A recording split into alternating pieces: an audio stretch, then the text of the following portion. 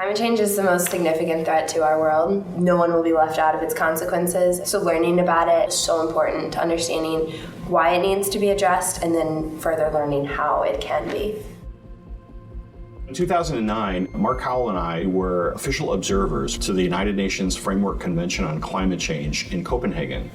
And at the time, the 2009 talks were thought to be the closest the international community had ever gotten to coming to some sort of international agreement which would resolve the problem of anthropogenic climate change.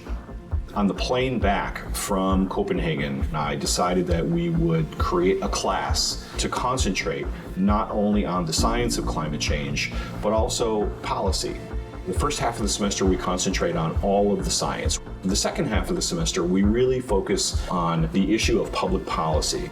The last few weeks of the semester, we concentrate on this role-playing simulation that is based on the 2009 Copenhagen climate talks. I saw a simulation and I'm like, okay, that's a little bit different than every other class I've taken here. I can't think of any other classes where I've done something like this. Each one of the students basically is assigned a country that they are the representative of.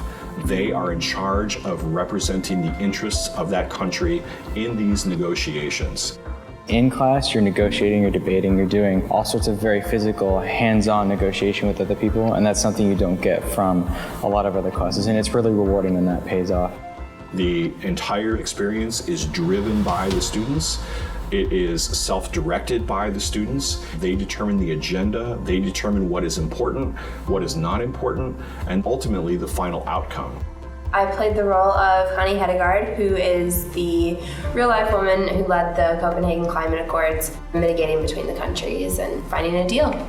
Climate change, science, and public policy is my niche, and it was really great to learn a lot of the details behind it. Following college, I hope to attend law school. The big goal there is to work for an international law firm dealing with the humanitarian consequences of climate change. This opportunity was fantastic to really get to explore that role of public speaking, learning about all the ways climate change affects individuals in so many diverse parts of the world. I want to take them out of their own skins as American college students and make them understand this very complicated, complex phenomena from a different perspective. Before this experience, I didn't know that the Maldives was at a great risk of going underwater, and Tuvalu and other island countries as well. So I just learned that something has to be done, so it has to be a compromise somewhere. When they have to represent the interests of China or Saudi Arabia or Nigeria or Lesotho, some of these countries are countries that they may not have even been aware of prior to the simulation.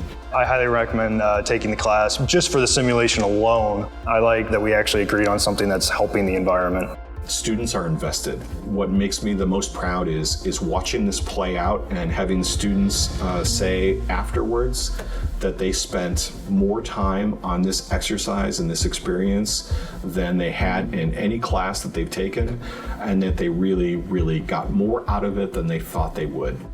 That is, to me, invaluable.